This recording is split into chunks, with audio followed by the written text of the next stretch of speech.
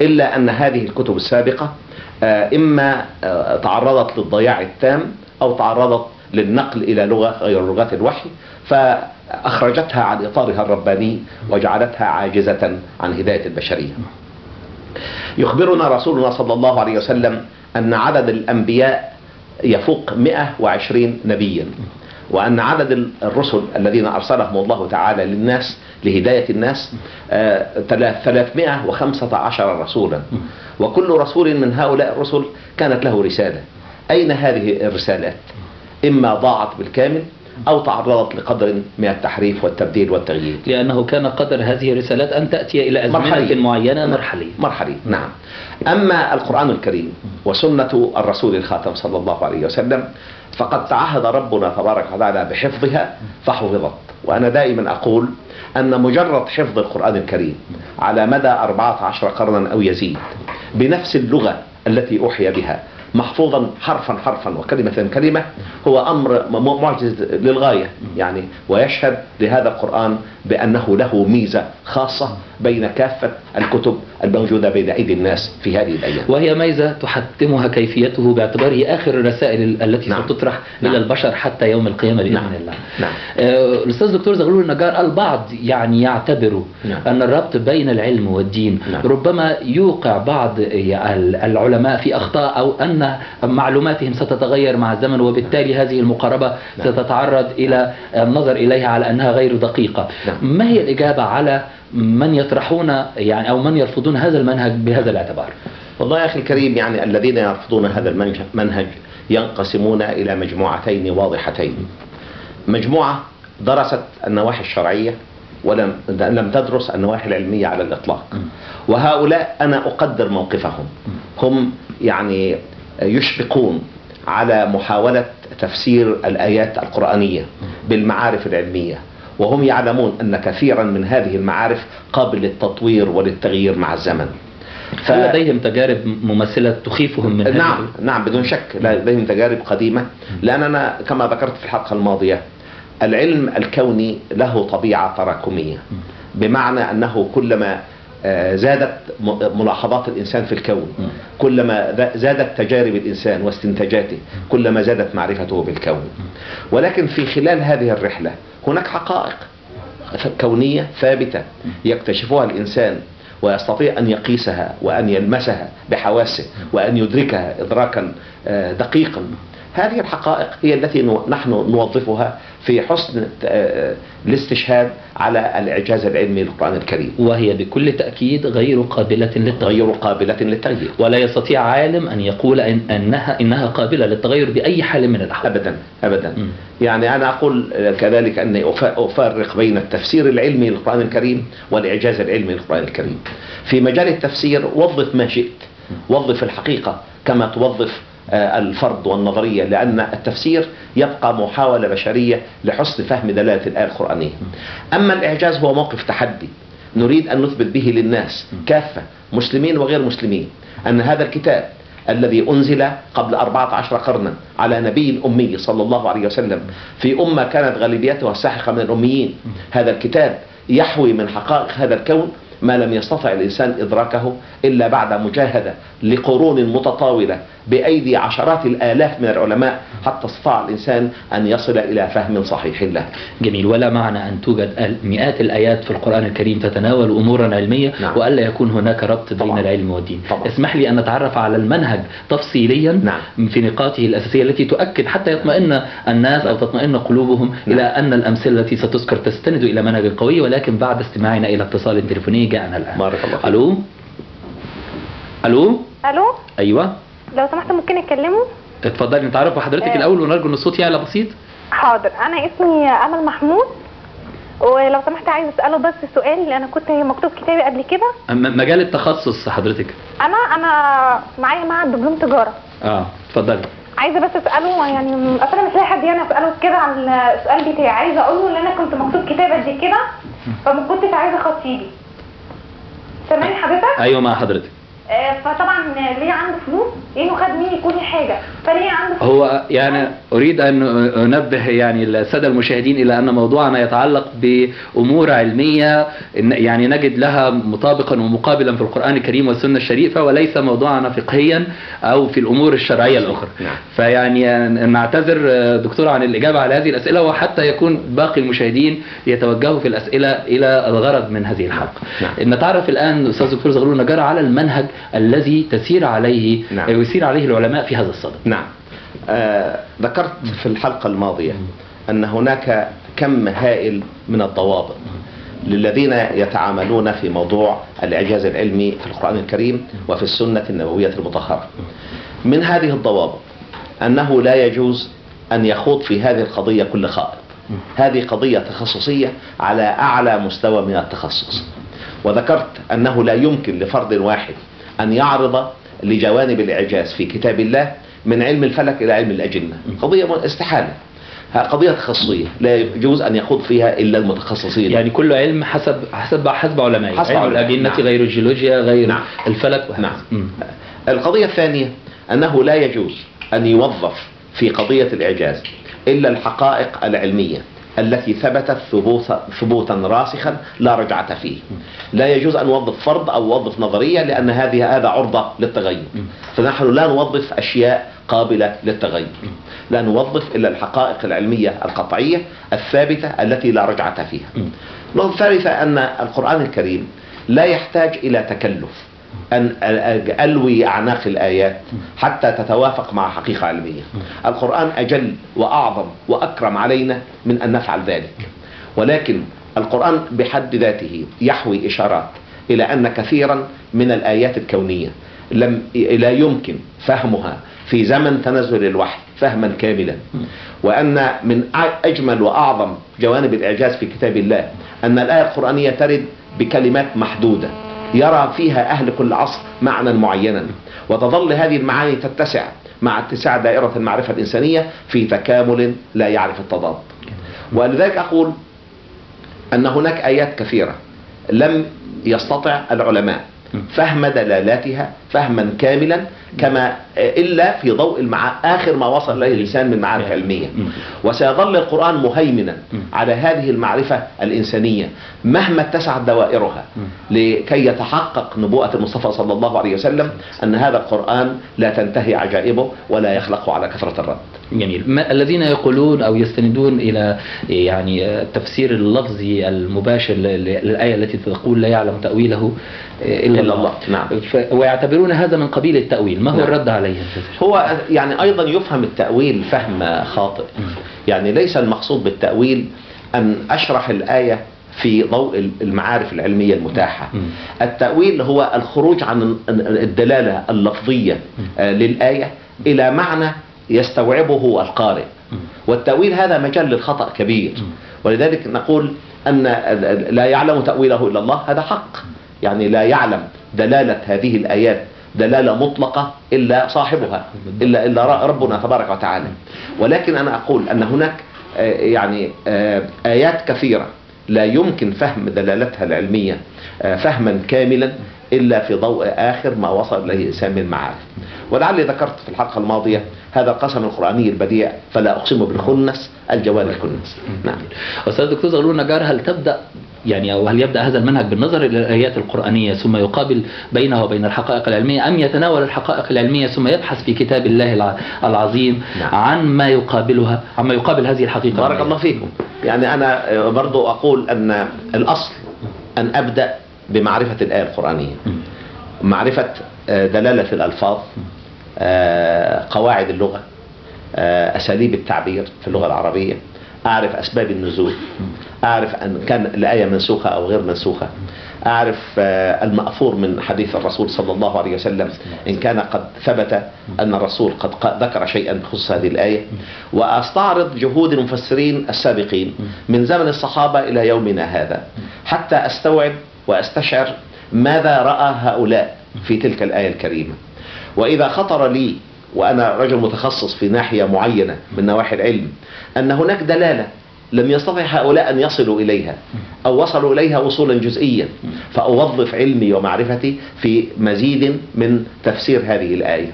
وإذا اتضح لي سبق القرآن، هكذا القضية هذه حقيقة علمية ثبتت ثبوتا قطعيا وثبت لي سبق القرآن بها، أصبحت جزءا من دلائل الاستشهاد على الإعجاز العلمي للقرآن الكريم.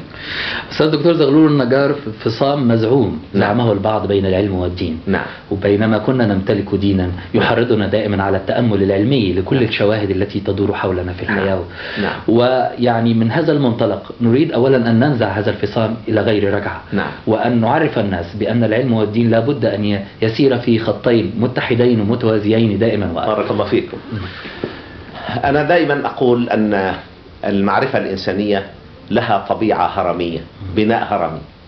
قاعدته المعارف الكونية تطبيقاتها، المعرفة بسنن الله في الكون في كافة التخصصات وتطبيقات ذلك. هذا يشمل العلوم على اختلاف مناهجها، يشمل الهندسة، الطب، الزراعة، يعني الصناعات التطبيقية. هذه قاعدة الهرم المعرفي للإنسان. يعلو ذلك مباشرة فلسفة العلوم، والفلسفة عندنا هي حب الحكمة. ومعنى فلسفة العلوم أن أستخلص من مشاهداتي في الكون دليلا على وجود الله سبحانه وتعالى، دليلا على عظمة هذا الخالق العظيم، دليلا على إبداعه في صنعته وعلى قدرته المطلقة في إنجازه لهذا الكون. إذا لم أفعل ذلك بقيت محصورا في دائرة الماديات، وهي أحقر ما يمكن أن يصل إليه الإنسان. فوق فلسفة العلوم الدراسات الإنسانية، لأن الإنسان مخلوق مكرم، وكل ما يتعلق بهذا المخلوق المكرم هو عند الله مكرم، لأن القرآن يقول ولقد كرمنا بني آدم. فكل الدراسات المتعلقة بالإنسان، اللغة، الآداب، الفنون، الاقتصاد، العلوم السلوكية، كل السياسة، هذه علوم متعلقة بالإنسان. فالعلوم الإنسانية تأتي فوق العلوم الكونية وفلسفاتها. على كل حال يعني يأتي هذا من عالم يختص بعلوم كونية وعلوم تجريبية، ولكنه يفضل أن يجعل العلوم الإنسانية فوقها. ما في ذلك شك، لأنها متعلقة بالإنسان، والإنسان مخلوق مكرم. يأتي فوق الدراسات الإنسانية الفلسفة على إطلاقها، بمعنى ربط كل المعارف بفهم الإنسان لحقيقة وجوده في هذه الحياة عبدا لله، خلقه ربنا تبارك وتعالى لمهمة ذات وجهين: عبادة الله تعالى بما أمر، والقيام بواجب الاستخلاف في الأرض. وواجب الاستخلاف يستدعي العلم، يستدعي التقنية، يستدعي حسن القيام على عمران هذا الكوكب، يستدعي إقامة عدل الله في الأرض.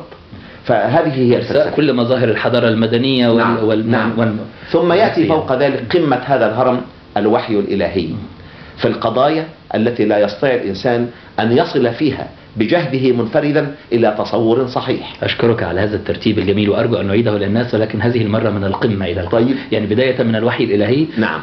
أقول أن الهرم المعرفي للمعرفة الإنسانية قمته الوحي السماء، لأن الوحي يأتي بيانا من الله للإنسان في القضايا التي يعلم ربنا تبارك وتعالى بعلمه المحيط أن الإنسان لا يستطيع أن يصل فيها إلى تصور صحيح مهما أوتي من أسباب الذكاء والفطن، كقضايا العقيدة، العبادة، الأخلاق، المعاملات.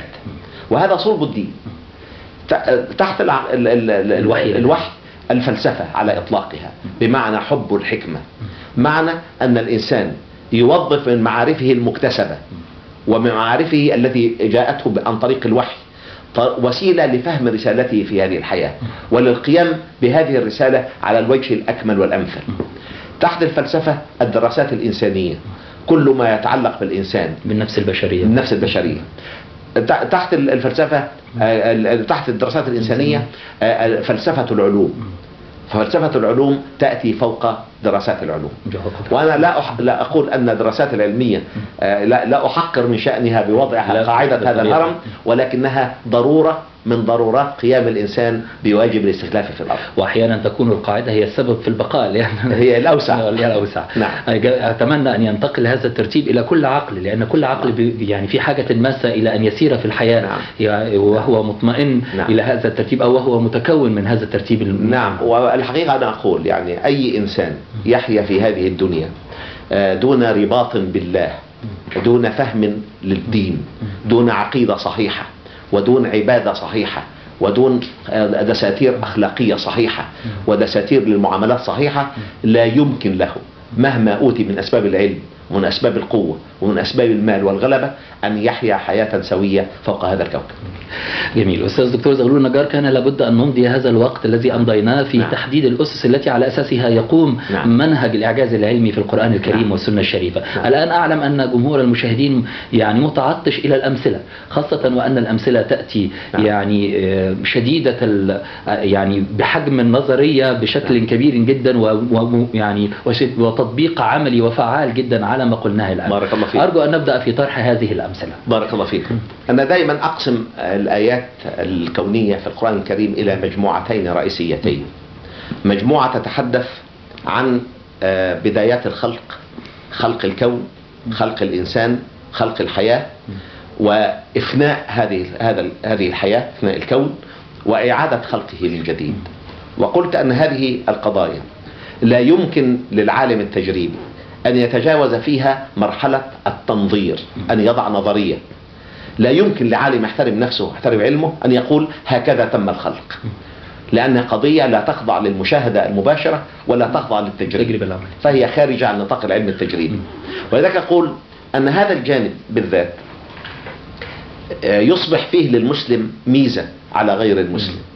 ميزة أنني أستطيع عن طريق الإشارات القرآنية أن أميز بين كم هائل من النظريات وأختار واحدة منها تحدث عنها ربنا تبارك وتعالى قبل 1400 سنة، قبل أن يصل إلى الإنسان إلى تصور شيء منها. والأضرب في ذلك مثلا قضية خلق السماوات والأرض، خلق الكون. القرآن يقول بسم الله الرحمن الرحيم: ما أشهدتهم خلق السماوات والأرض ولا خلق أنفسهم وما كنت متخذ المضلين عضدا. يعني هذه قضية لا تخضع للتجريب ولا للمشاهدة من قبل الإنسان.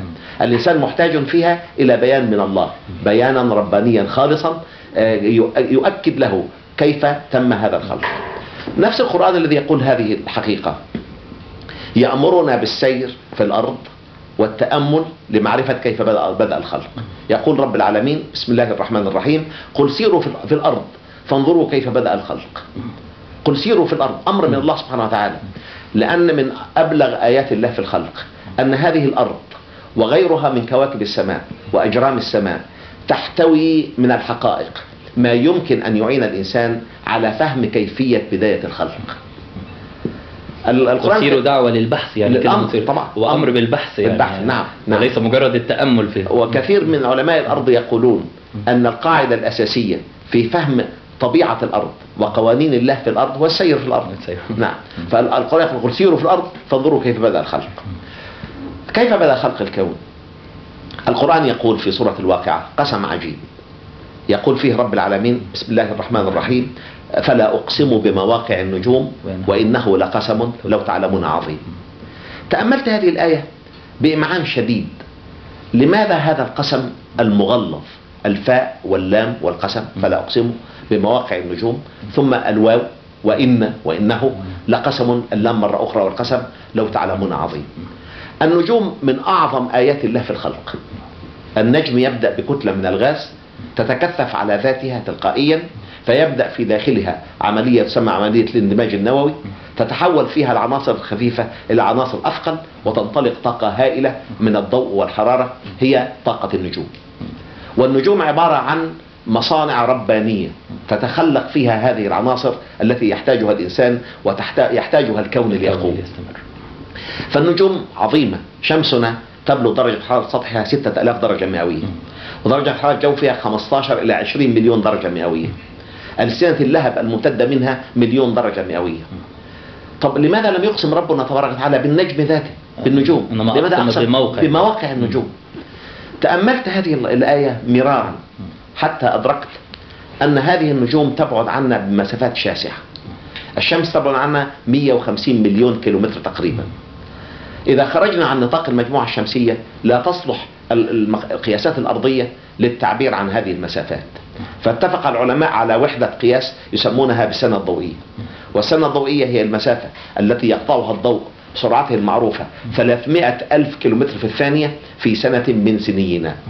يعني لكي أعرف طول السنة الضوئية لابد من أضرب 300,000 كيلومتر في 60 ليصبح في الدقيقة، في 60 ليصبح في الساعة، في 24 ليصبح في اليوم، في 365 وربع ليصبح في سنة من سنين، وهو رقم مذهل. وستكون الحصيلة يبلغ 9.5 مليون كيلومتر تقريبا. أقرب نجم إلينا يبعد عنا 4.3 سنة ضوئية، يعني 4.3 في 9.5 مليون كيلومتر.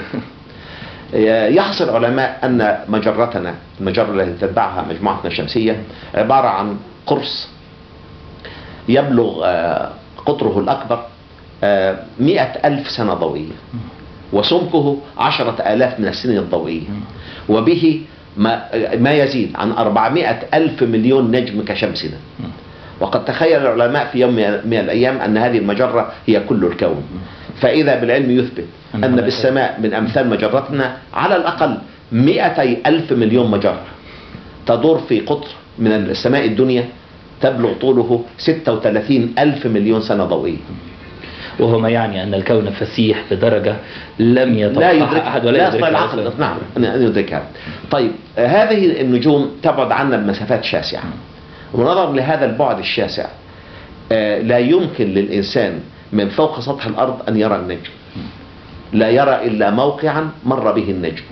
فالشمس وهي أقرب النجوم إلينا تبعد عنها 150 مليون كيلومتر، يصل ضوءها إلينا لحظة انبثاقه من الشمس يصل إلينا بعد 8 دقائق، والشمس تجري بسرعات هائلة، تكون الشمس قد انتقلت من مكانها، فنحن لا نرى الشمس ولكن نرى مواقع مرت بها الشمس. وقد أثبت العلماء أن في السماء من النجوم ما قد انفجر منذ آلاف السنين ولا يزال ضوءه يصلنا، ولا زلنا نرى هذا النجم في مواقع مختلفة من السماء في كل ليلة. ولذلك يقسم ربنا تبارك وتعالى بمواقع النجوم، لأن الإنسان من فوق هذا الكوكب لا يستطيع أن يرى النجوم أبدا، ولكنه يرى مواقع مرت بها النجوم. ويصبح القسم هنا ذو دلالة بالغة، ذو دلالة عجيبة، لو تعلمون عظيم. نعم. ولذلك يعجب الإنسان إذا كان القرآن من صناعة محمد صلى الله عليه وسلم، من الذي علمه ذلك؟ من الذي كان يضطر أن يخوض في مثل هذه القضايا لولا أن الله تعالى يعلم بعلمه المحيط أن الإنسان سيصل في يوم من الأيام إلى إدراك هذه الحقيقة، فتكون هذه الومضة القرآنية المبهرة شهادة صدق على أن القرآن كلام الله، وعلى أن هذا النبي الخاتم صلى الله عليه وسلم كان موصولا بالوحي معلما من قبل خالق السماوات والأرض. قضية نشأة الكون إذن هي القضية الأولى التي شغلت الأستاذ دكتور زغلول النجار. نعم. وكانت هذه الآية هي البداية التي حملته إلى التأمل. نعم. المقاربة بين ما استقر عليه العلم الحديث وبين الآيات القرآنية الكريمة. أشرت قبل أن ننتقل على الهواء مباشرة إلى موضوع مهم جدا عن نشأة الكون والآية القرآنية الكريمة التي تتحدث عن الكيفية التي كانت عليها السماوات والأرض قبل أن ينشأ هذا الكون. نعم. القرآن يقول بسم الله الرحمن الرحيم: والسماء بنيناها بأيد وإنا لموسعون. البدوي على عهد رسول الله صلى الله عليه وسلم حينما يستمع إلى هذه الآية الكريمة يقول أن الله قد بنى هذه السماء باتساع عظيم، وهو قادر على أن يجعلها أكثر اتساعا. لكن في مطلع هذا القرن أثبت العلماء أن الكون الذي نحيا فيه كون دائم الاتساع، في حالة توسع مستمر.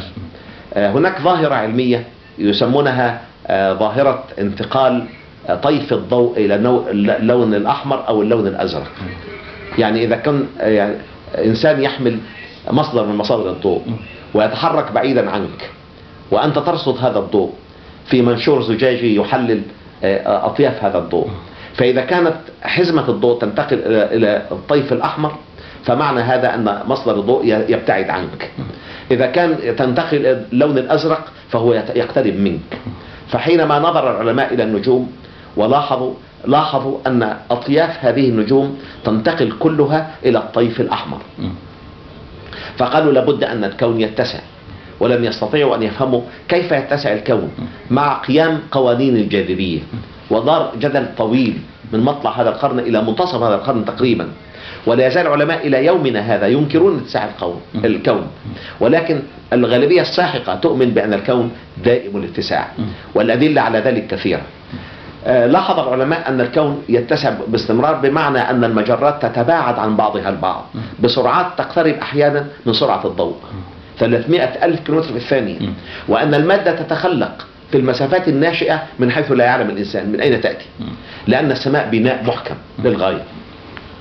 فقالوا طيب إذا عدنا بهذا الاتساع إلى الوراء مع الزمن، لابد أن تلتقي مادة هذا الكون المذهل في الاتساع وفي البناء في جرم واحد. هنا استخدام الأسلوب الرياضي يعني. نعم، أعود إلى الوراء مع الزمن فيلتقي مادة الكون في جرم واحد.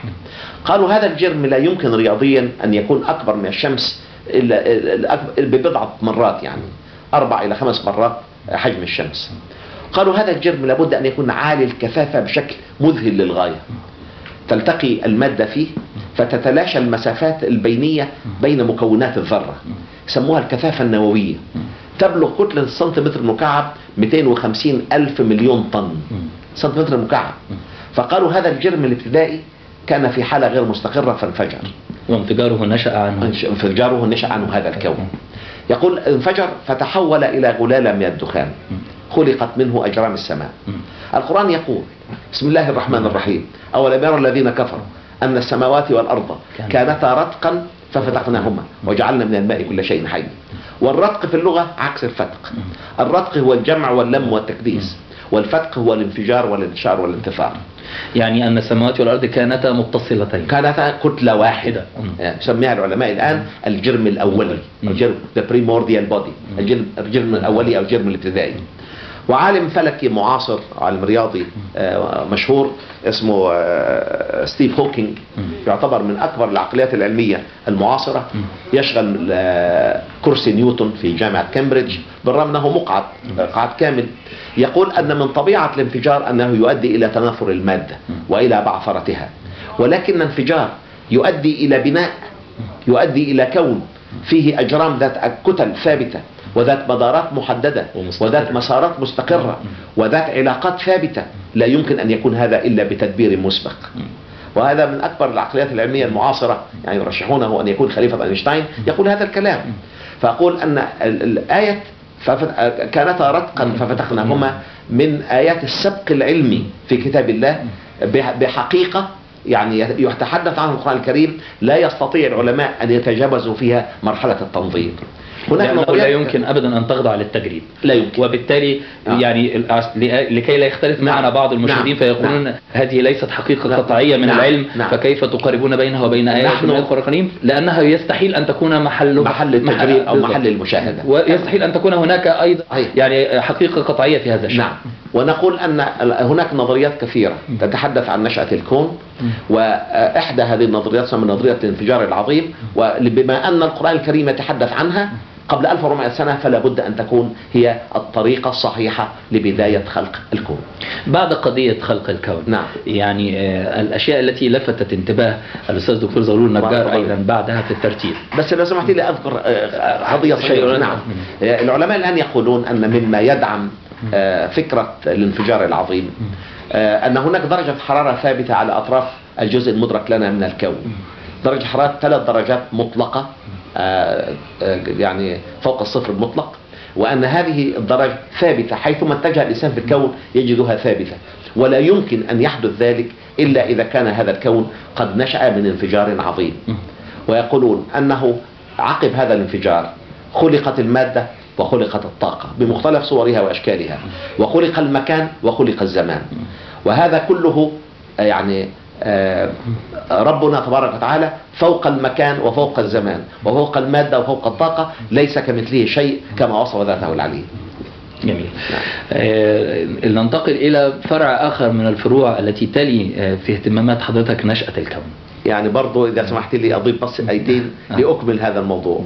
يقول رب العالمين: ثم استوى إلى السماء وهي دخان فقال لها وللأرض ائتيا طوعا أو كرها قالتا أتينا طائعين. علماء الطبيعة الفلكية يقولون أن انفجار الجرم الابتدائي أدى إلى غلالة من الرماد أو غلالة من التراب. القرآن يقول دخان، والتفسير العلمي للدخان أنه جسم أغلبه غاز به بعض الجسيمات الصلبة، وله شيء من الحرارة وله شيء من الدكنة، شيء من السواد. وتثبت التجارب أن هكذا لابد أن يكون الانفجار من جرم عالي الكثافة كالجرم البدائي الذي نشأ منه الكون. علماء الطبيعة الفلكية أيضا يقولون أن الذي يتحكم في سلوك الجرم السماوي هو كتلة هذا الجرم الذي يجعل الأرض كوكبا صالحا للحياة، له غلاف غازي وله غلاف مائي وعليه مظاهر الحياة، الكتلة التي انفصل بها من هذه الغلالة الدخانية. الذي يجعل القمر تابعا صغيرا ليس له غلاف غازي وليس له غلاف مائي ولا غير صالح للحياة، الكتلة. الذي يجعل الشمس نجما متوهجا مضيئا بذاته، الكتلة. والسؤال الذي يطرح نفسه: من الذي قدر هذه الكتل؟ الله. وذلك يقول: فقال لها وللأرض السماوات ائتيا طوعا أو كرها قالتا أتينا طائعين. ثم يقول علماء الفلك أن عملية التوسع هذه لا يمكن أن تستمر إلى ما لا نهاية، بل لابد أن تصل إلى نقطة ثم يبدأ الكون في الالتمام على ذاته. ويسمون هذه الظاهرة عملية الانسحاق الشديد، The Big Crunch. القرآن الكريم يتحدث عن هذه القضية قبل 1400 سنة. يقول رب العالمين: بسم الله الرحمن الرحيم: يوم نطوي السماء كطي السجل للكتب كما بدأنا أول خلق نعيده وعدا علينا إن كنا فاعلين. كلام عجيب. كما وصف البداية وصف النهاية. وشوف دقة التعبير القرآني: كما بدأنا أول خلق نعيده. يعني سيلتم هذا الكون في جرم ابتدائي عالي الكثافة، ينفجر، يتحول إلى غلالة من الدخان، يخلق منها أرض غير الأرض وسماوات غير السماوات. ولذلك يقول رب العالمين: يوم تبدل الأرض غير الأرض والسماوات. أستاذ الدكتور زغلول نجار، بعض الناس يعني أوصوني قبل هذا الحوار بضرورة أن أطرح سؤالا مهما. يعني كان قد نشر في بعض الجرائد عن أنه تم تحديد مركز الكرة الأرضية جغرافيا، فوجدوا أن المركز يقع في مكة. يعني بمعنى أنها لو أن الكرة بشكل دائرة أو حتى بشكل البيضاوي الذي يتحدث عنه بعض العلماء، ووضعنا نقطة في المنتصف يتساوى الأضلاع من الاتصال بهذه النقطة إلى نهاية قطر الدائرة، فإن هذه الأضلاع تأتي متساوية. وقالوا إن هذه النقطة هي مكة. أولا مدى صحة هذا من الناحية؟ بارك الله فيكم. طبعا لنا أخ كريم توفي إلى رحمة الله من أبرز العلماء المصريين، والذي لم يعرف له قدر حقيقة في مصر للأسف الشديد، أستاذ الدكتور حسين كمال الدين. كان أستاذا في هندسة القاهرة وفي هندسة أسيوط، ومن أعظم علماء المساحة العرب على الإطلاق. كان يجري دراسة بواسطة الحاسب الآلي لتحديد اتجاه القبلة في مختلف أماكن الأرض، فأثبت أن مكة المكرمة هي وسط اليابسة، ليس وسط الكرة الأرضية لكن وسط اليابسة. بمعنى أننا لو رسمنا دائرة مركزها مكة المكرمة، فهذه الدائرة تحيط باليابسة كافة. ولذلك كان بعض المستشرقين حينما قرأ الآية الكريمة التي يقول فيها الحق تبارك وتعالى: بسم الله الرحمن الرحيم: وهذا كتاب أنزلناه إليك مبارك مصدق الذي بين يديه ولتنذر أم القرى ومن حولها والذين يؤمنون بالآخرة يؤمنون به وهم على صلاتهم يحافظون.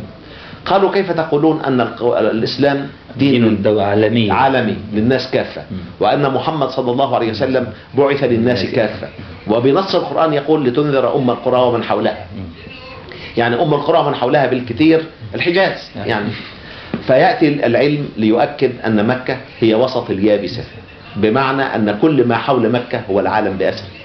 وليس هذا فقط، يعني أنا تابعت هذه القضية بعد الدكتور حسين كمال الدين عليه رحمة الله، فوجدت أمر عجيب جدا. وجدت أن مكة تتوسط اليابسة مكانا وزمانا. العلماء يتكلمون عن خط طول الصفر الزمني.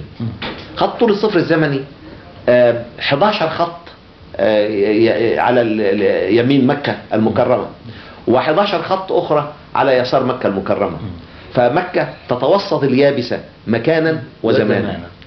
ومكة لها من الشواهد ما يؤكد على شرفها وعلى كرامتها.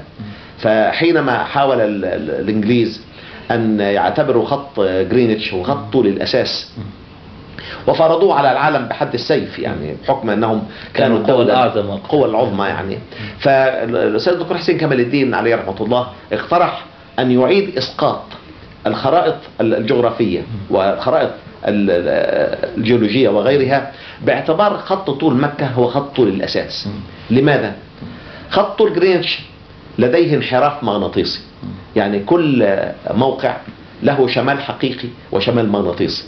الشمال الحقيقي هو الاتجاه العمودي على اتجاه شروق الشمس، والشمال المغناطيسي الذي تحدده الإبرة الممغنطة سواء في بوصلة أو في جهاز من أجهزة المساحة القياسية. ولذلك يضعون على كل خارطة الشمال الحقيقي والشمال المغناطيسي، الزاوية بينهما تسمى زاوية الانحراف المغناطيسي. الانحراف المغناطيسي عند خط طول جرينتش يزيد على 23 درجة. الانحراف المغناطيسي عند خط طول مكة 0. فلو وضع خط طول مكة وخط طول الأساس ينتظم شكل العالم وتنتظم شكل الخرائط بشكل واضح للغاية. أستاذ الدكتور زغلول النجار يقول الله سبحانه وتعالى بسم الله الرحمن الرحيم: وغلبت الروم في أدنى الأرض وهم من بعد غلبهم سيغلبون في بضع سنين. وكانت المعجزة التي يفهمها المسلمون وقتها أن كلمة بضع تشير إلى أقل من 10 سنوات، وبالفعل استطاعت الروم بعد هزيمتها أن تهزم الفرس مرة أخرى خلال ال10 سنوات كما قال الرسول صلى الله عليه وسلم. ولكن العلم الحديث يأتي ليثبت معجزة أخرى تأتي من كلمة أدنى، والأدنى هي المنخفض. أرجو أن نوضح للناس كيف تكون هذه الآية معجزة بالفعل كما أثبتها علماء غربيون. نعم، يعني ثبت لنا بأدلة قياسية لا يشك فيها إنسان أن أكثر نقطة على سطح الأرض انخفاضا، ليس على سطح الكرة الأرضية لكن على سطح اليابسة انخفاضا، هي منطقة البحر الميت، ويبلغ انخفاضها قرابة 400 متر تحت مستوى سطح البحر. وهذه منطقة قوم لوط التي خسفت بهم الأرض فيها، وجعلت هذه المنطقة أكثر مناطق الأرض انخفاضا على سطح اليابسة على الإطلاق 400 متر. وكان المفسرون القدامى يقولون أدنى المعنى أقرب، وهو صحيح. يعني قال غلبت الروم في أدنى الأرض، غلبوا في فلسطين، في أرض فلسطين، وكانت أقرب الأراضي إلى الجزيرة العربية. ثم يأتي القرآن، وهذا لمحة من لمحات إعجاز القرآن، أن الكلمة لها دلالات متعددة يكمل بعضها بعضا وليس بينها تعارض. هي أقرب البلاد إلى الجزيرة العربية، ولكنها أيضا هي أكثر نقاط الأرض انخفاضا على سطح اليابسة، ولا يوجد على سطح اليابسة نقطة أكثر انخفاضا منها. ولذلك استخدمت صيغة أفعل، يعني الأدنى يعني الأكثر انخفاضا. نعم. يقول الله سبحانه وتعالى أيضا في آياته الكريمة بسم الله الرحمن الرحيم: مرج البحرين يلتقيان بينهما برزخ لا يبغيان. ولم يكن العالم حسب يعني ما يقول العلماء يتعرف على أن هناك اختلافا بين البحار. كان معروف الاختلاف بين البحار والأنهار في نوع المياه، هذا عذب وهذا يعني مياه مالحة. لم يكن أحد يدرك إطلاقا أن هناك اختلاف بين البحرين. كيف يعني تقابل هنا بفعل الرأي العلمي الحديث مع الآية القرآنية الكريمة؟ بارك الله فيكم. طبعا يرد قضية مرج المياه في 3 آيات في القرآن الكريم. يقول رب العالمين في سورة الفرقان بسم الله الرحمن الرحيم: وهو الذي مرج البحرين هذا عذب فرات وهذا ملح أجاج وجعل بينهما برزخا وحجرا محجورا. واضح من هذه الآية أن هذا اختلاط مياه الأنهار بمياه البحار.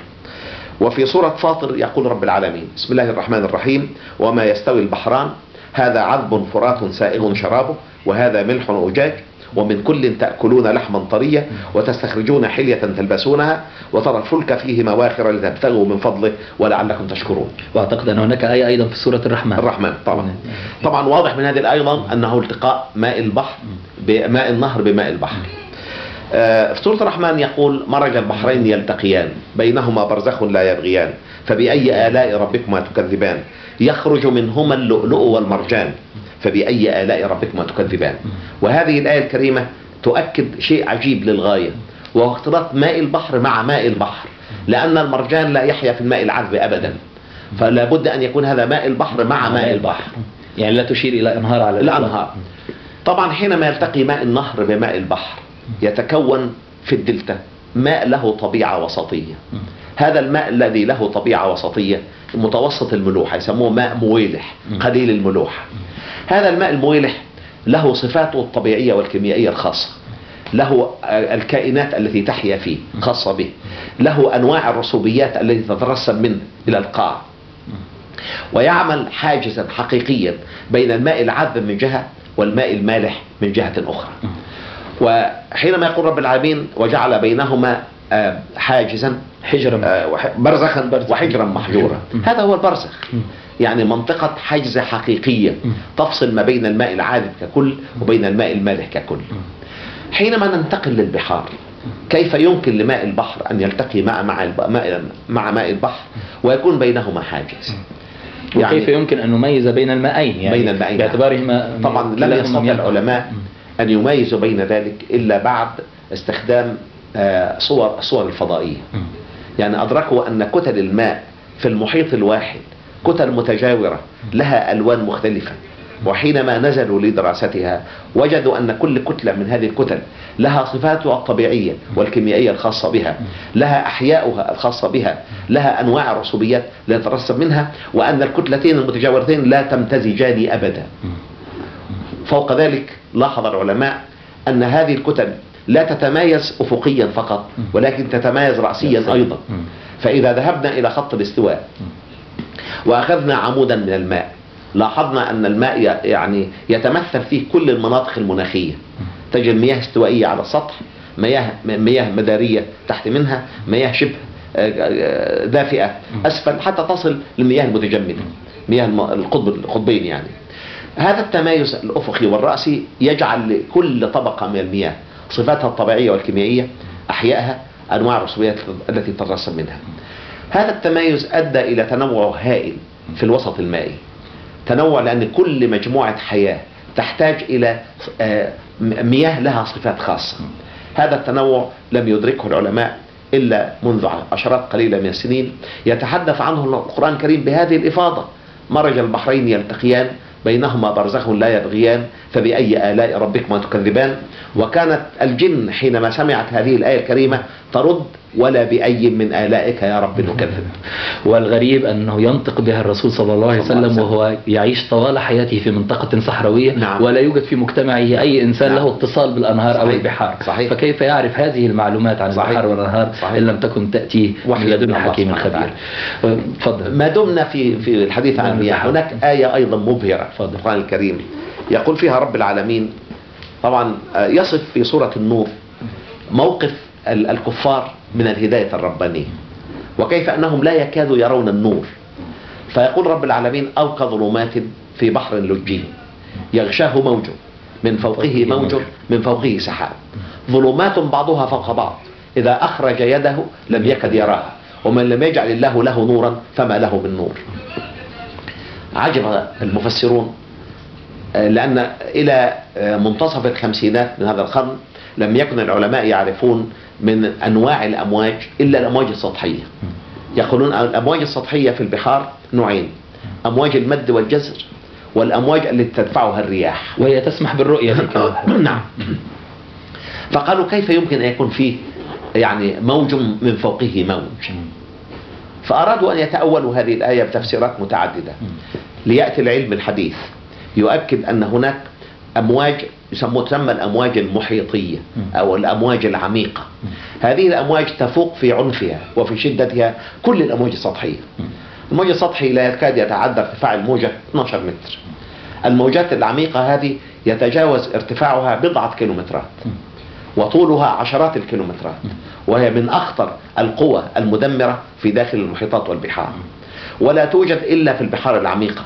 وانظر إلى دقة التعبير القرآني: أو كظلمات في بحر لجي، بحر شديد العمق يغشاه موج من فوقه موج من فوقه سحاب ظلمات بعضها فوق بعض إذا أخرج يده لم يكد يراها ومن لم يجعل الله له نورا فما له من نور. وأعتقد أنهم حديثا ينبهون حتى على الذين يمارسون الغطس بأنه لو غطس ما يزيد على 20 متر أو 30 متر فهو يحتاج إلى يعني سفينة غطس، ولا يمكن أن يغوص أكثر من هذا من هذه الأقطار. الإنسان لا يتحمل الغطس بغير آلة واقية أكثر من 20 متر، يعني يختنق ويدمر صدره حتى لو كان من غير يعني بأجهزته العادية، بأجهزة العادية في الغطس العادية لا يستطيع أن يتجاوز 20 متر.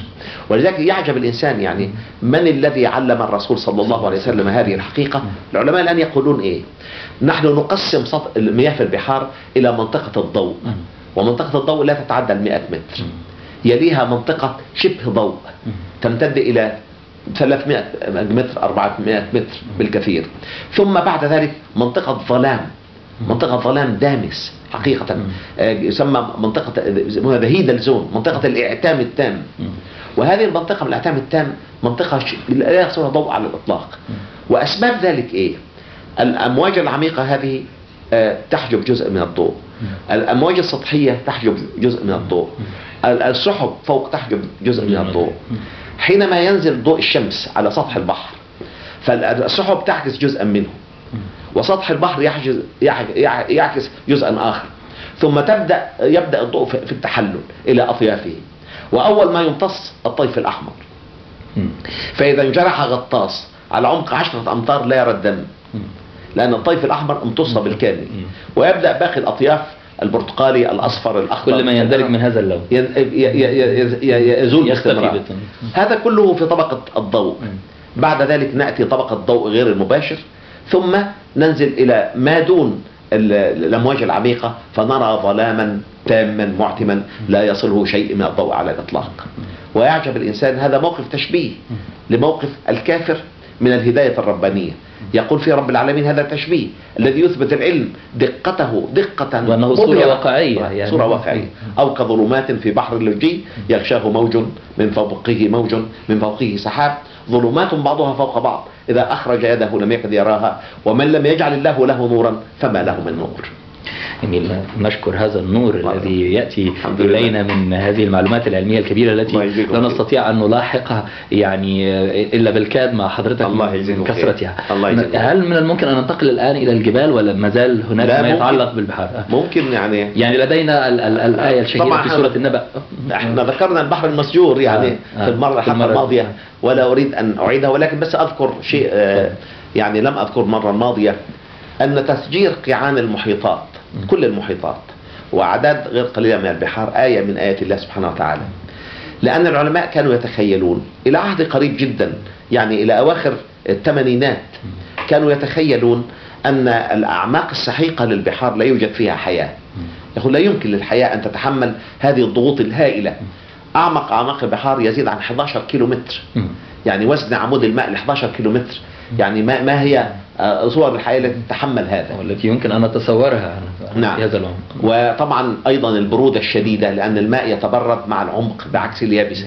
اليابسة تدفأ وتزداد حرارتها درجة مئوية كل 30 متر. كلما دخلنا إلى أعماق لكن أعماق الماء نبرد كل ما زلت إلى العمق. نعم. فقالوا لا يمكن أن يكون في حياة، وقالوا أن نحن نكتفي بالحياة التي توجد طافية أو هائمة على سطح البحار والمحيطات، ولا توجد في 100 متر منطقة الضوء. أما الأعماق فيعني يندر وجود فيها الحياة. بعد استخدام الغواصات المتخصصة ثبت للعلماء أن هناك كم هائل من الحياة يفوق في عددها وفي إمكاناتها الحياتية كل ما نعرفه من الحياة على سطح اليابسة، وأن هذه الحياة يعني العامل الرئيسي في انتشارها بعد إرادة الله سبحانه وتعالى الدفء الذي تحدثه ثورانات البراكين في هذه المنطقة العميقة، تجعل لها شيء من الدفء فتكثر الحياة من حولها. وتقول إحدى العلماء سيدة كندية درست قاع المحيطات، وتقول أن الحياة فيها تفوق كل ما نعرفه على سطح اليابسة. العلماء يقولون على سطح اليابسة يعرف الناس قرابة 1.5 مليون نوع من أنواع الحياة. تقول أن ما يمكن أن نصل إلى فهمه في هذه الأعماق يفوق 100 مليون نوع من أنواع الحياة. نعم. وطبعا هذا الدفء الناتج عن تسجير قيعان البحار والمحيطات، وهو ما يأتي في الآية الكريمة. نعم. بمصطلح أو بلفظ البحر المسجور. بحر المسجور. نعم. جميل. ننتقل الآن إلى الجبال دكتور زغلول نجار، وهناك يعني كانت البشرية تتوقف عند هذه المعلومة عن الجبال بأنها مجرد نتوء يعلو سطح الكرة الأرضية، ولم يكن يتعرفون على أن للجبل جذر في أعماق الكرة الأرضية. وجاءت الآية الكريمة في سورة النبأ تقول والجبال أوتادا، وهناك أيضا آية أخرى الجبال أرساها. ولم يكن الناس يتعرفون ما هو دور الجبال في استقرار الكرة الأرضية. أرجو أن نعرفهم بالمدلول اللفظي لكلمة الأوتاد أو المدلول اللفظي لكلمة أرساها، وما هو دور الجبال الحقيقي علميا. بارك الله فيك. أنا أشرت إشارة عابرة أني نشرت في المرة الماضية أن نشرت كتاب عن الجبال في القرآن، نشر في واشنطن عام 92 ميلادي، معنى الجبال المفهوم الجيولوجي للجبال في القرآن الكريم، نشر باللغة الإنجليزية، ولقي ترحابا شديدا من كثير من العلماء المتخصصين.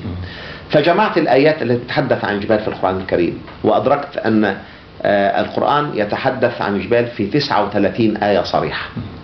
من هذه الآيات آية سورة النبأ التي يقول فيها الحق تبارك وتعالى: بسم الله الرحمن الرحيم: ألم نجعل الأرض مهادا والجبال أوتادا.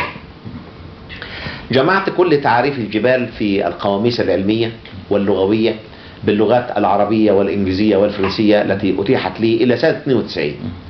كلها تجمع على أن الجبال نتوءات فوق سطح البحر أو فوق سطح اليابسة. واختلفوا على ارتفاع هذه النتوءات. بعضهم قال لابد أن يكون الجبل أكثر من 310 متر، بعضهم قال لابد أن يكون أكثر من 620 مترا. ثم انتهوا إلى أن هذا وصف نسبي. إذا كنا في منطقة شديدة الوعورة لا تكفي 310 لهذا جبل أن يعتبر جبلا، وإذا كنا في منطقة شديدة الوعورة شديدة الانبساط والسهولة ف310 تكفي جدا أن يسمى ذلك جبلا. وقالوا ما دون الجبل التل، وما دون التل الهضبة، وما دون الهضبة السهل. القرآن الكريم الذي نزل قبل 1400 سنة يصف الجبال بأنها أوتاد، وكما أن الوتد أغلبه مدفون في الأرض وأقله ظاهر فوق السطح ووظيفته التثبيت، اكتشف العلماء في السنوات 20 الأخيرة أن هكذا الجبال كل نتوء على سطح الأرض له امتداد في داخلها يتراوح طوله من 10 إلى 15 ضعف ارتفاعه فوق سطح اليابسة. يعني جذر أعمق مما يظهر إلينا وأكبر طولا مما يظهر إلينا من شك.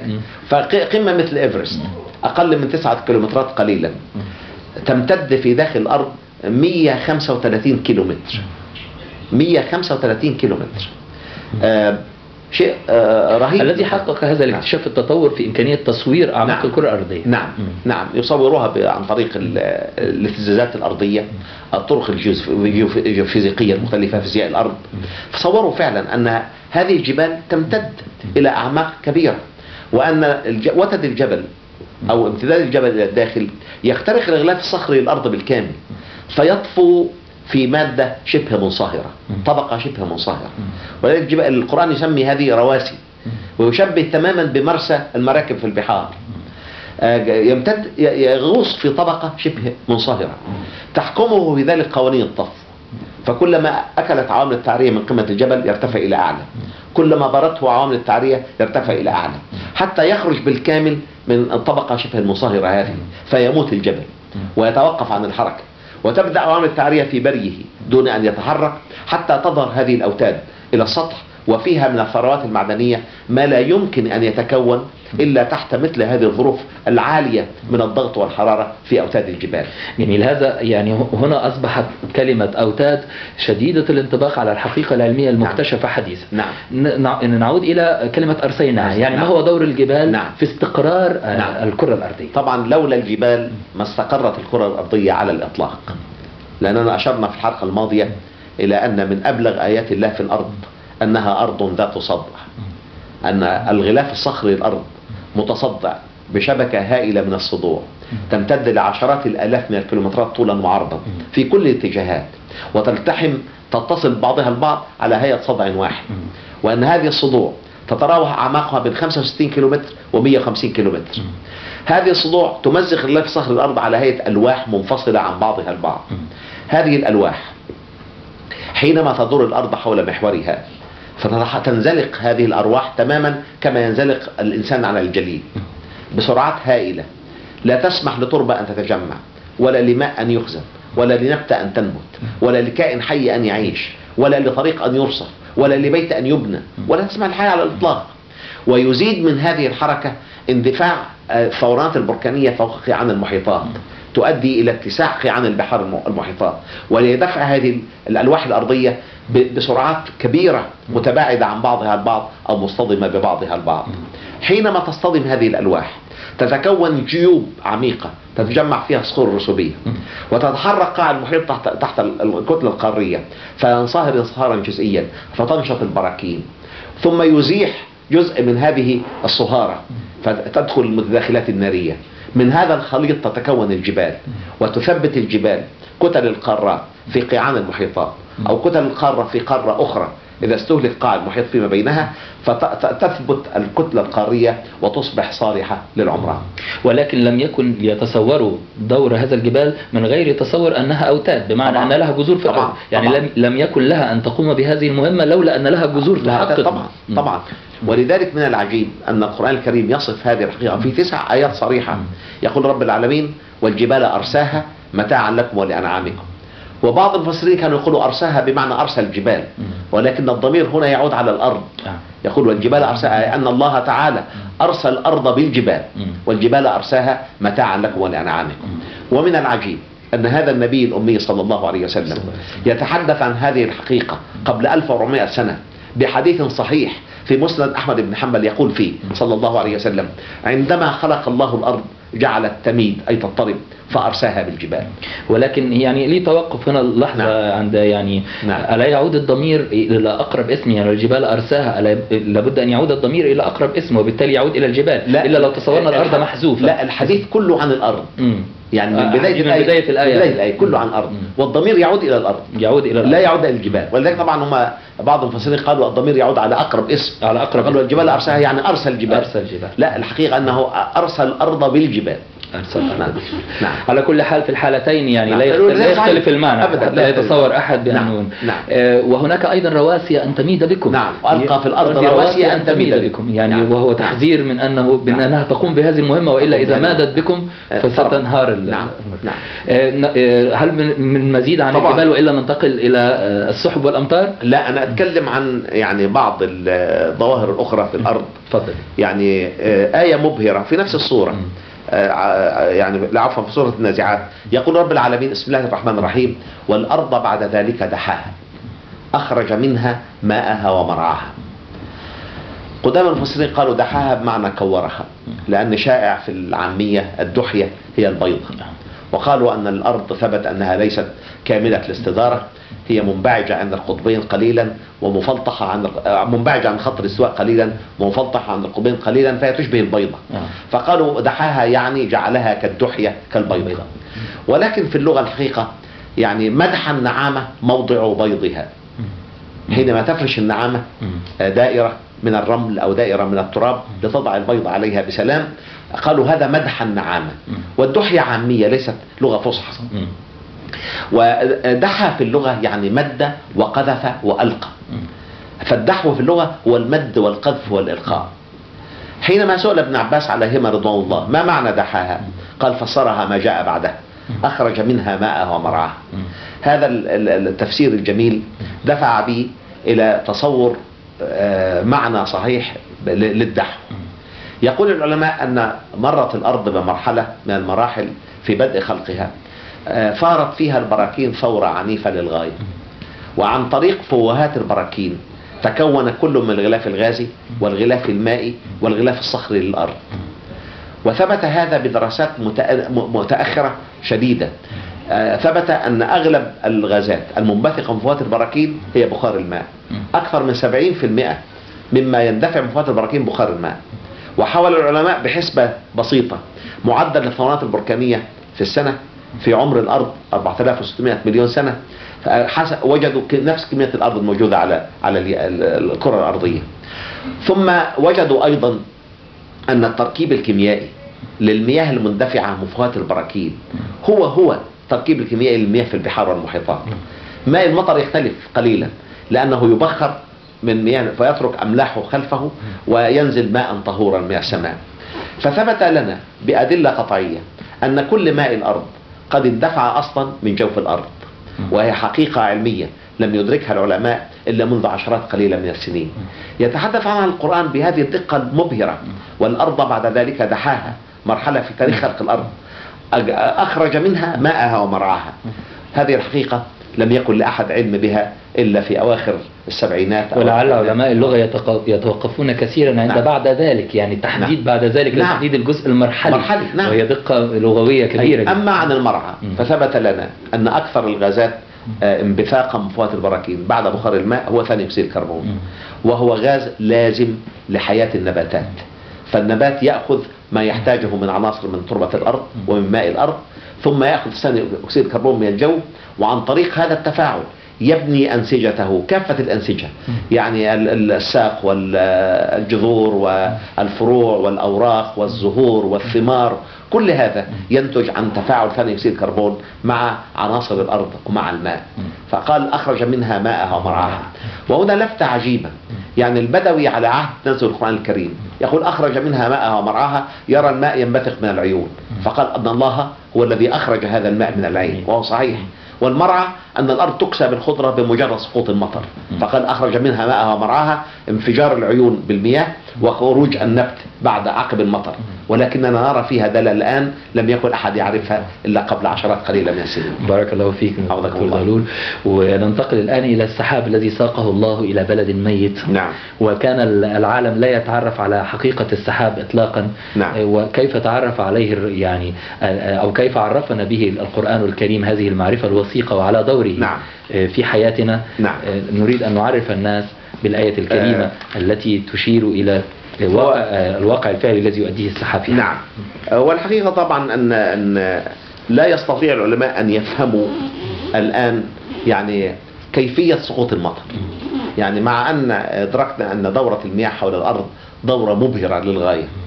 يعني يقول رب العالمين، أشرنا أيضا في الحديث السابق عن السماء ذات الرجع، وقلنا أن من أبلغ آيات الله في الخلق أن هذا الجزء من طبقة المناخ يتبرد مع الارتفاع، وهو نحن نقترب من الشمس وبالرغم من هذا يتبرد حتى يصل إلى نقص 80 درجة مئوية فوق خط الاستواء. هذا التبرد لحكمة بالغة يعلمها ربنا تبارك وتعالى، بدونه يعني طبعا هو يتبرد ثم ترتفع الحرارة ثم يتبرد مرة أخرى ثم يرتفع باستمرار حتى نصل إلى سطح الشمس 6000 درجة مئوية. هذا التبرد لازم لعودة بخار الماء الذي انبثق من فوات البراكين. لو لم يجد هذا البخار طبقة باردة يتكثف عندها فيعود ما عاد إلينا بخار الماء أبدا. ثم حتى في الدورة الحالية يتبخر الماء من أسطح البحار والمحيطات، يرتفع البخار يجد طبقة باردة يتكثف عليها فيعود إلينا مطرا. هذه الدورة على قدر من الإحكام عجيب، فالبخر من أسطح البحار والمحيطات يفوق ما ينزل عليها من مطر، والبخر من أسطح اليابسة أي أقل مما يسقط عليها من مطر، والفائض من على اليابسة يتحرك البحار والمحيطات ليظل منسوبها ثابتا في الفترة الزمنية الواحدة. الدورة دي من أكثر الدورات شهادة لله بطلاقة القدرة وبإبداع الصنعة، لأنها دورة شديدة الإحكام. لولا هذه الدورة لأسن ماء الأرض وفسد منذ اللحظة الأولى لتكونه، لأن يموت في مياه البحار والمحيطات والبحيرات والأنهار بلايين الكائنات الحية في كل لحظة. فعملية دورة الماء هذه هي وسيلة من وسائل التطهير له، ولذلك رب العالمين يمن علينا بقوله وأنزلنا من السماء ماء طهورا، يعني هو يطهره لنا بهذه الدورة، عملية التبخير. نعم. أيضا يقول رب العالمين في سورة النازعات أخرج منها ماءها ومرعاها، هذه الآية. وفي سورة قاف يقول وأنزلنا من السماء ماء مباركا، يعني أن هذا الماء ماء مبارك لأنه طهره ربنا تبارك وتعالى من تلويث الإنسان ومن إفساد الإنسان ومن الملوثات على الأرض، فهو يرتفع إلى السماء ويعود ماء طاهر وماء مبارك، لأنه سيقوم بإعمار الأرض لأنه نعم. سينبت الزرع. صحيح صحيح. يقول رب العالمين سورة المؤمنون وأنزلنا من السماء ماء بقدر فأسكناه في الأرض وإنا على ذهاب به لقادرون. العلماء منذ القدم احتاروا في الماء الجوفي هذا، ويسمى الماء تحت الأرض. تسمية الجوفي خطأ علمي لكنه شائع. الماء تحت الأرض يعني تحت السطح، ماء الأبيار أو ماء الآبار طبعا يعني، بس الآبار قد تكون ضحلة وقد تكون عميقة. نعم، لأن جوف الأرض بعيد جدا يعني، لكن نقول أن الماء تحت السطح عموما احتار العلماء في تفسير نشأته. قالوا أنه يتسرب من البحار إلى اليابسة ويفقد أملاحه في الطريق، ووضعت فروض كثيرة لتصور نشأة هذا الماء الجوفي أو كما يطلق عليه.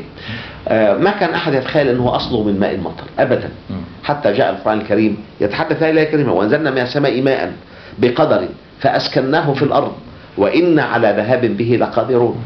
الذي أسكنه في الأرض قادر على الذهاب به.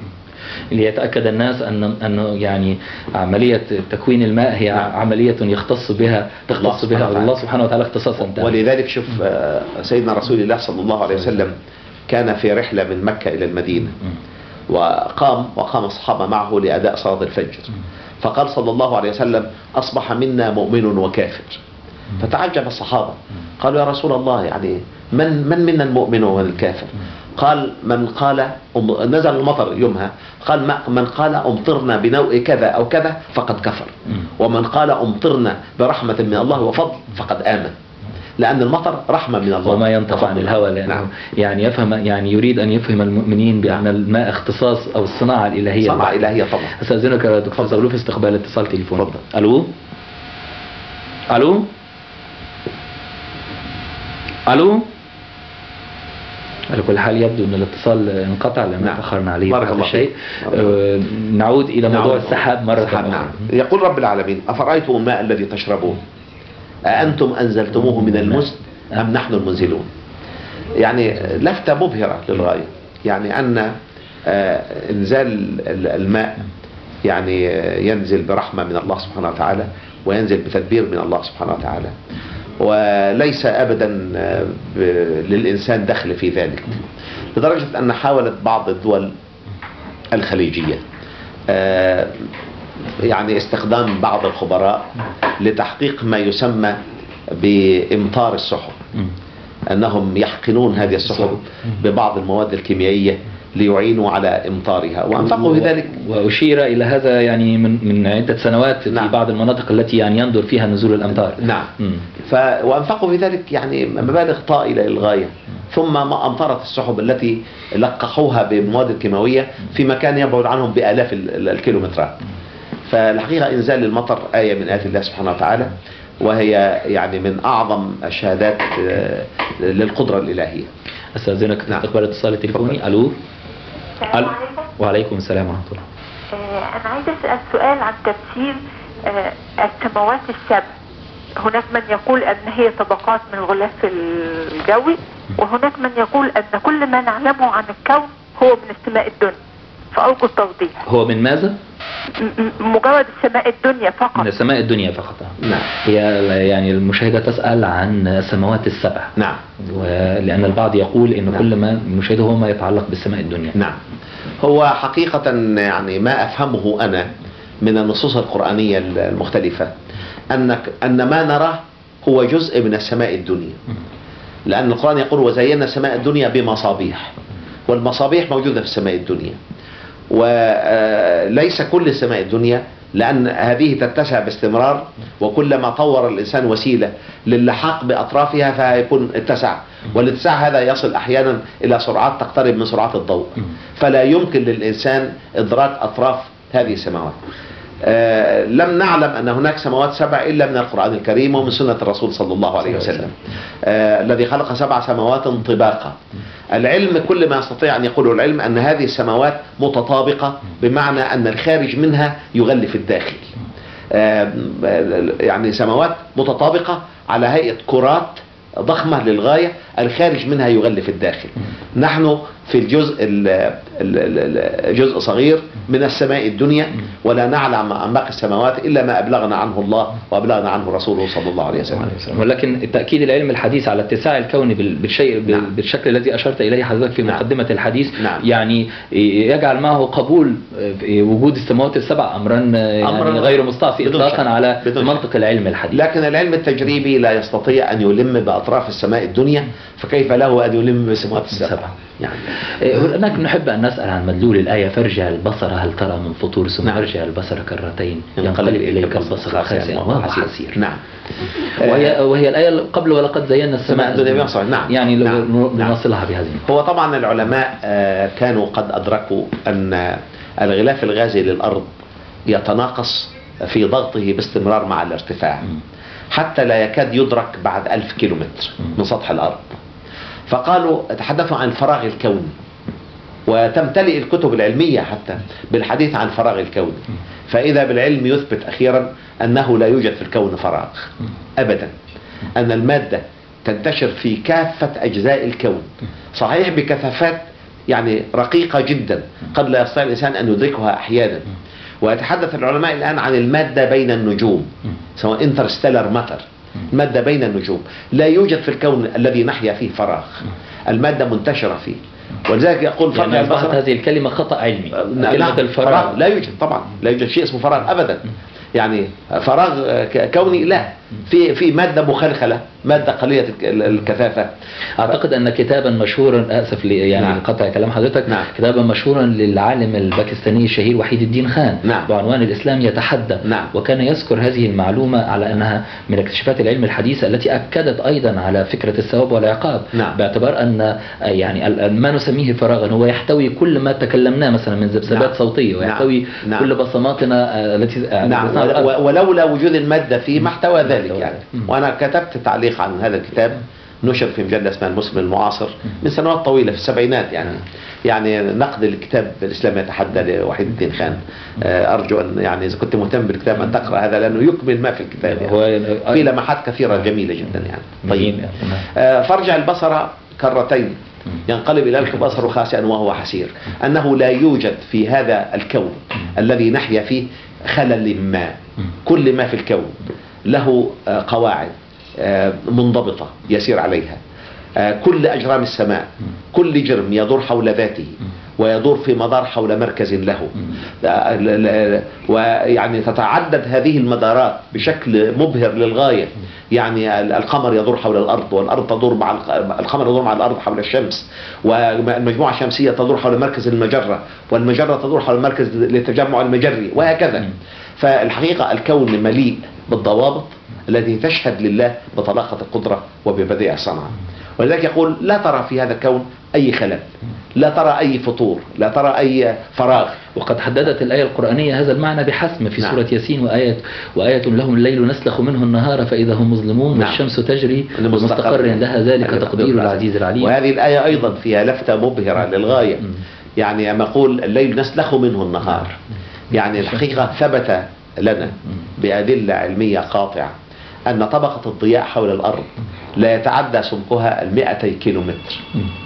فحينما نخرج من هذه الطبقة نرى الكون ظلاما دامسا. حتى في طلوع الشمس نرى الشمس قرصا أزرقا في صفحة سوداء. وانظر إلى روعة التعبير القرآني: نسلخ منه النهار، يعني أنه يشبه الليل والنهار بجلد الذبيحة حينما يسلخ عن الذبيحة. ولك أن تتخيل المسافة بيننا وبين الشمس 150 مليون كيلومتر، يعني 200 كيلومتر على 150 مليون كيلومتر، شيء رقيق للغاية لا يكاد يدرك. والذي يتابع الشروق أو الغروب يلحظ كما لو كان الليل والنهار يعني حبيبان ينفصلان عن بعضهما في هذه اللحظة، فيشعر بمدى اتساقهما في اللحظة، ويشعر بمعنى الانسلاخ على أكمل وجه. ده صحيح. أيضا في آية مبهرة جدا، أرجو أن نكمل هذه الآية في سورة ياسين لكي يفهم معناها الناس، لأن كثيرين أيضا طلبوا مني المعنى الموحي لها: والقمر قدرناه منازل حتى عاد كالعرجون القديم. نعم، أنا بس عايز أكمل حتة الظلام والضوء في حول الأرض، لأنه مرتبطة بعملية سلخ الليل من النهار. وآتوا الليل سلخ النهار من الليل. في سورة الحجر يقول رب العالمين: بسم الله الرحمن الرحيم: ولو فتحنا عليهم بابا من السماء فظلوا فيه يعرجون لقالوا إنما سكرت أبصارنا بل نحن قوم مسحورون. طبعا الآية هنا تأتي أيضا في مقام وصف حال المعاندين المكابرين لرسول الله صلى الله عليه وسلم ولرفض هذه الهداية الربانية العظيمة. فيقول: ولو فتحنا عليهم بابا من السماء فظلوا فيه يعرجون، يعني أريناهم بديع صنعة الله في هذا الكون، لقالوا إنما سكرت أبصارنا، مش عايزين يشوفوا، لا يريدوا أن يروا هذا، قالوا إنما سكرت أبصارنا بل نحن قوم مسحورون. يثبت العلم الآن بعد رحلات الفضاء أن سمك طبقة الضوء لا تتعدى 200 كيلومتر، وبعد ذلك يعني يتحرك رائد الفضاء في ظلام دامس للغاية. وأول رائد فضاء الحقيقة ذكر كلام يقترب من هذه النص الآية تماما. قال: أنا فقدت بصري لا أكاد أدرك شيئا، كأن شيئا من السحر قد انتابني، كأنه نفس الآية. ولا نرى في هذه الآية يعني لفتات مبهرة. ولو فتحنا عليهم بابا من السماء، الباب لا يفتح في فراغ، فيؤكد أن السماء بناء. والقرآن في آيات كثيرة يقول أن السماء بناء، والسماء بنيناها، وجعلنا السماء سقفا محفوظا وهم عن آياتها معرضون. ولو فتحنا بابا من السماء فظلوا فيه يعرجون، الاستمرارية. ويصف الحركة في السماء باستمرار بالعروج، لأن لا يستطيع أي جرم مادي أو أي صورة من صور الطاقة أو الإنسان أن يتحرك في الفضاء الكوني في خط مستقيم أبدا لتباين جاذبية أجرام السماء عليه. فالحركة في السماء باستمرار تكون في خطوط منحنية. جميل. ولذلك القرآن وهي صورة يراها الناس لعلماء الفضاء حينما وهم يعرجون بالفعل ولا تبدو حركتهم مستقيمة على أي. العروج حركة الأعرج يعني الذي لا يستطيع أن يتحرك في خط مستقيم. فيصف الحركة في السماء بالعروج. وهناك صورة في القرآن سورة المعارج يعني الإسراء والمعراج يعني. فالحركة في السماء كلها بالعروج. ويؤكد العلم الآن أنه لا يمكن لأي صورة من صور الحركة في السماء إلا أن تكون في خطوط منحنية، وهو ما يصف القرآن بالعروج. لقالوا إنما سكرت أعتقد يعني عجيب. نعم. لقالوا إنما سكرت أبصارنا، دليل على الإظلام الدامس له بعد أن يتخطى منطقة النور انتهى، يرى الشمس قرصا أزرق في صفحة سوداء، بل نحن قوم مسحورون. هذه الروعة في التشبيه القرآني، وهي تأتي في مقام تشبيه موقف المعاندين، تأتي بهذه الدقة العلمية المبهرة التي لم يكن لأحد إدراك للعديد من الحقائق فيها إلا منذ سنوات قليلة، منذ بداية رحلات الفضاء. جميل. يعني نشكر حضرتك على الإسراء المستمر. بارك الله فيك. والمتعطش لهذه المعرفة لا يشبع منها أبدا. الله يبارك فيك. ننتقل إلى جزء آخر بعد أن استعرضنا الجبال والمياه والسحب، وهو ما يتعلق بالبداية التي يمكن. حضرتك تكلمت عن نشأة الكون، ولكننا لم نتكلم باستفاضة عن السماء في حد ذاتها يعني. أرجو أن يعني نحلق معا في سمائنا التي نرى ومن آيات المعجزة في القرآن الكريم والتي تتسق تماما مع آخر اكتشافات العلم. الله يكرمكم يا أخي. في آيات السماء الحقيقة في أشياء كثيرة جدا. رب العالمين يقول يعني في سورة الطارق: والسماء والطارق وما أدراك ما الطارق النجم الثاقب. قدام المفسرين قالوا الطارق هو كل نجم. العرب زمان كانوا يسموا القادم بليل طارقا لأنه من الواجب عليه أن يطرق الباب يعني، فسموا كل قادم بليل طارق. فقال المفسرون القدامى: النجوم تظهر بالليل وتختفي بالنهار فهي طارقة. نعم، وهو تفسير مقبول جدا. وبعض المفسرين قالوا الكواكب ترى بالليل ولا ترى بالنهار لشدة ضوء الشمس فهي طوارق أيضا. ولكن الخطاب هنا يعني يؤكد على أن الطارق نوع خاص من النجوم. قل والسماء والطارق وما أدراك ما الطارق النجم الثاقب. طبعا القسم بالسماء الآية تأتي صيغة القسم، يعني عرضت بشيء منها أن السماء شيء عظيم يستحق أن يقسم به. يعني أنا ذكرت السماء الدنيا فقط قطرها يبلغ 36 ألف مليون سنة ضوئية، والسنة الضوئية 9.5 مليون كيلومتر. لدينا في هذا الجزء ندرك أكثر من 200 ألف مليون مجرة. في مجرتنا أكثر من 400 ألف مليون نجم. كل نجم له توابعه كما أن شمسنا لها توابعها. فالقسم بالسماء وارد، شيء عظيم يستحق أن يقسم به، وربنا غني عن القسم. طيب ما هو الطارق؟ يقول وما أدراك ما الطارق، والخطاب لرسول الله صلى الله عليه وسلم النجم الثاقب. ما هو هذا النجم؟ لابد أن يكون نجما خاصا وليس كل النجوم، يختلف عن باقي النجوم. قال بعض المفسرين هي الشهب، لأن القرآن يذكر الشهب في آية أخرى يقول فأتبعه شهاب ثاقب.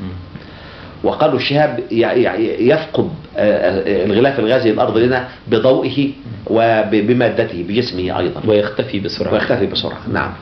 ولكن الشهاب مختلف عن النجم. النجم شيء والشهاب شيء آخر. الشهاب انفجار نجم أو انفجار كوكب، فضلة صلبة ناتجة عن انفجار نجم أو انفجار كوكب تحترق احتراقا كاملا في دخولها في الغلاف الغازي للأرض. ومن يتأمل السماء في الليل أحيانا يلاحظ أن بعض النجوم هذه هي الشهب يعني التي هذه الشهب. نعم. يكون لها هذه الحركة السريعة ثم تختفي. هذا هو الشهاب. طبعا إذا احترقت احتراقا كاملا سميت شهابا، وإذا بقي منها فضلة صلبة تسمى نيزكا. لكن الخطاب لرسول الله صلى الله عليه وسلم يقول وما أدراك يا محمد ما الطارق، فيصفه الحق تبارك وتعالى بالنجم الثاقب. منذ سنوات قليلة أدرك العلماء أنه على أطراف الجزء المدرك لنا من الكون يوجد حالة من النجوم سماها العلماء بأشباه النجوم، سموها الكوازارز.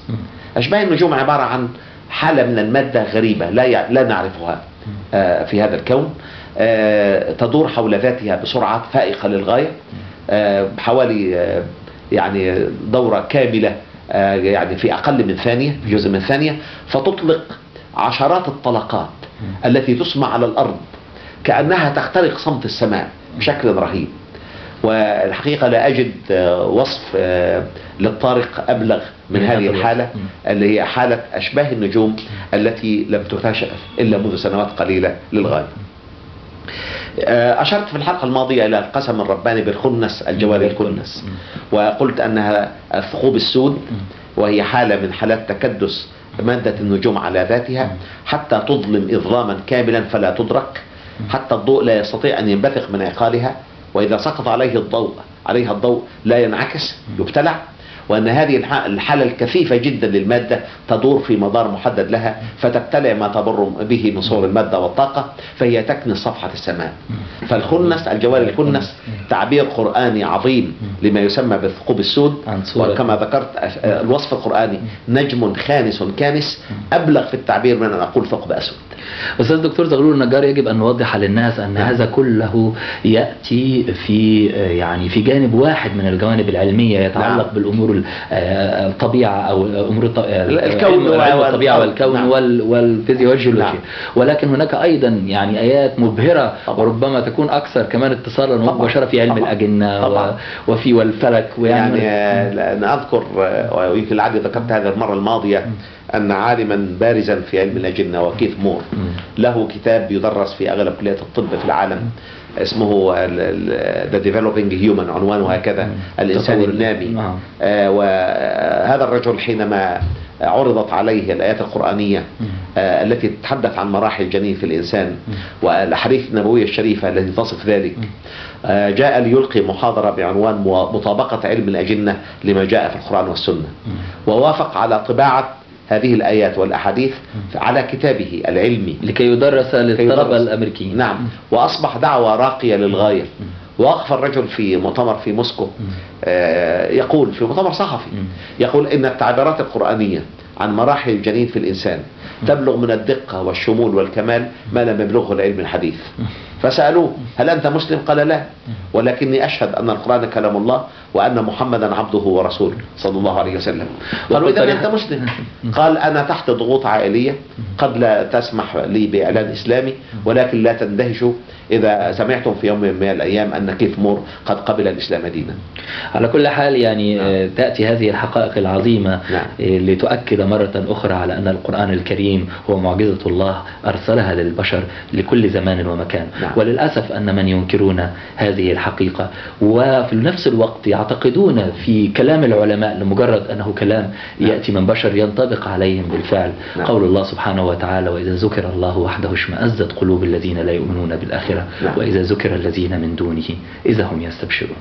أستاذ دكتور زغلول النجار، مرة أخرى أشكرك كثيرا على هذا اللقاء الذي أسريت به وأنرت كثيرا من قلوب المؤمنين والمشاهدين. بارك الله فيكم. وهذه قطرة من بحر كما ذكرت، فالقرآن كنز للمعارف الحقيقة، لابد لنا أن نقوم بواجبنا تجاهه، من كل عالم في حقل تخصصه أن يستعرض الآيات القرآنية التي تتعامل مع هذا الحقل، وأن يحسن عرضها للناس وتفسيرها وإبراز جوانب الإعجاز فيها، لعل في ذلك وسيلة من أنسب وسائل الدعوة إلى الإسلام في عصر العلم والتقنية الذي نعيشه، في عصر فتن الناس فيه بالعلم ومعطياته فتنة كبيرة. نشكر حضرتك جدا. وأحبائي المشاهدين، العالم الحديث يقول إن العلم هو وسيلتنا لمعرفة الحق، وها هو العلم يؤكد حقيقة الحق التي ذكرها الحق سبحانه وتعالى في كتابه الكريم منذ 14 قرنا من الزمان. لا أجد أنسب من الآية القرآنية أختتم بها حديثي، وهي الآية العظيمة التي يقول فيها المولى سبحانه وتعالى: بسم الله الرحمن الرحيم، سنريهم آياتنا في الآفاق وفي أنفسهم حتى يتبين لهم أنه الحق، أولم يكفي بربك أنه على كل شيء شهيد. صدق الله العظيم. أشكركم، وإلى لقاء فكري متجدد ضمن فقرات اليوم المفتوح. شكرا. بارك الله فيك.